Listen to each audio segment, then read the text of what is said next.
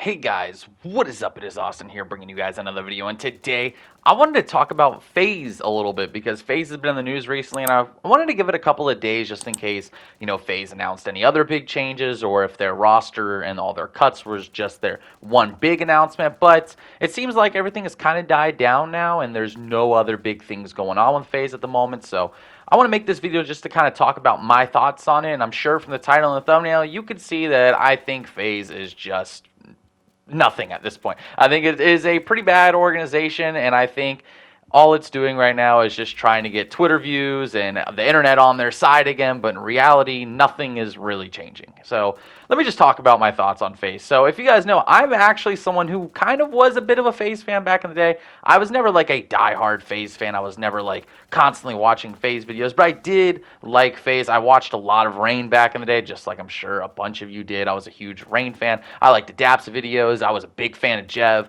And, this whole, overhaul that they've been doing was really exciting at first because, they were saying they were getting full control back of the company. Everything was going to change. They were going to get rid of all these fake-ass FaZe members that they only brought in just to get, numbers and social media attention. And, Rain was the first one to publicly come out and actually attack FaZe for what they were doing, a while back. And when he did it, you kind of saw the rest of the FaZe members, some of the OGs come out and, back him up. I know Adapt eventually came out and backed him up after they had their first kind of disagreement. And then I remember Tico was one of the really first ones that came out and was just fully on Rain's side and was exposing a bunch of the bullshit he went through with FaZe. And then FaZe finally, after so long, announced their big moves. And their big move was just to lay a bunch of people off. And it wasn't just the corporate heads and the people that were ruining FaZe. It was people that were actually uploading and streaming and actually bringing attention to the brand again.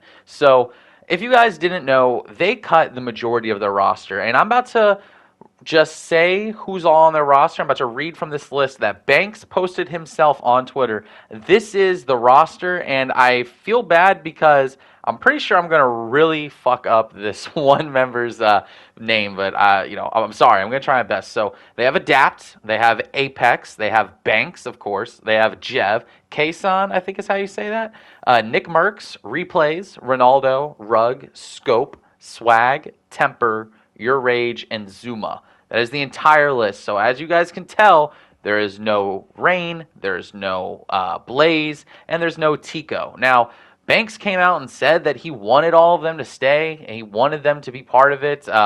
But really, Blaze got dropped. Blaze kind of knew he was going to get dropped, and Apex actually ghosted him for weeks. And Apex actually admitted this, that he was supposed to tell him that he got dropped, and he waited weeks to do it because he just didn't want to. He just didn't want to tell Blaze that he was going to be dropped because he quote-unquote didn't support it, and he didn't want to be the one to give Blaze the reasons why he was dropped. But, if you're going to be part of this new era of FaZe and you're still working for the company and representing the brand, and that's your job, you need to do your fucking job, because Blaze was pretty much completely blindsided by it out of nowhere, and he wasn't the only one. A lot of the FaZe members were coming out. I know Scissors, he got dropped, and one of the things he actually talked about when getting dropped was that he didn't find out he was getting dropped till 12 hours before the announcement, which was ridiculous. And I'm pretty sure Callie found out on Twitter.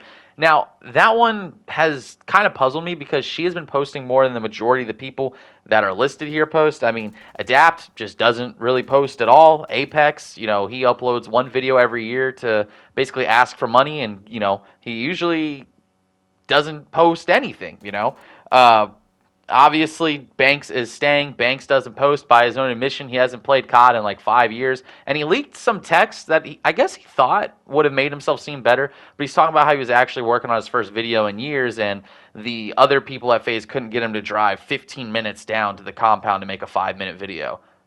That just tells me you're fucking lazy, bro.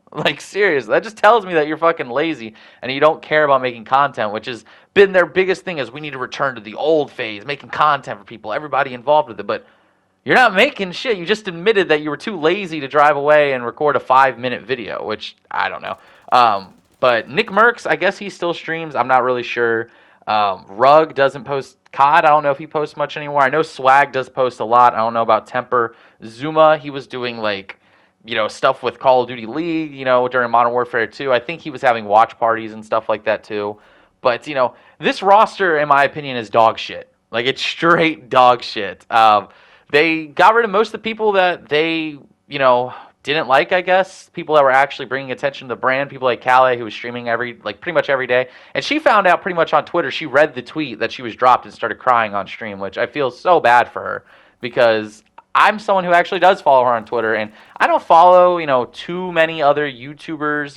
My YouTube watch list and streaming watch list is very small, but she was actually one of the ones I watched because I thought her streams were pretty entertaining, and she was pretty nasty at the game. Like, she was really good.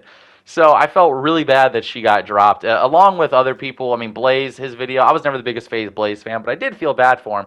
Now, Rain actually stepped away from FaZe, and he was taking more shots at FaZe on Twitter. Apparently, they don't even have full creative control anymore. They have 49% of the company, and Rain wanted the company back and make it like the old days where it was just them working on content. But these fools, I guess, still wanted to suck off their corporate overlords a little bit more, but, whatever.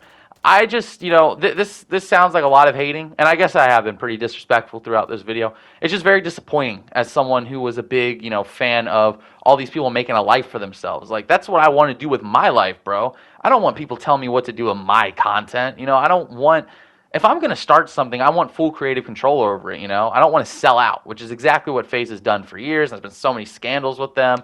We all know about just I'm pretty sure CSGO Lotto involved some of them as well.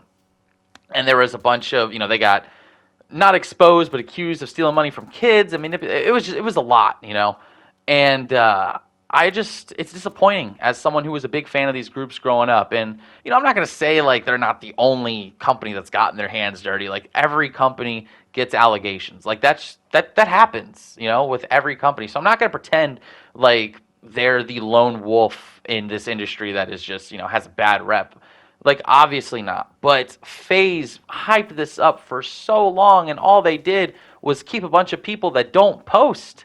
They just kept a bunch of people that don't post, and they added a couple new members.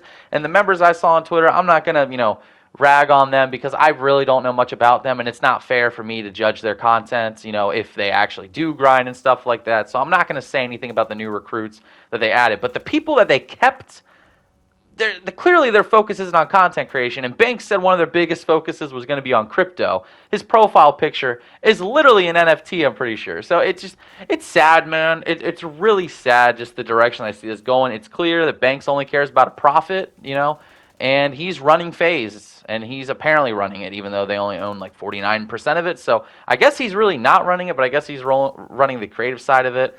Regardless, I just think it's pretty sad. I'm still with Rain on this, man. I'm still with Rain on everything that he's been saying about FaZe recently, and it's just very disappointing.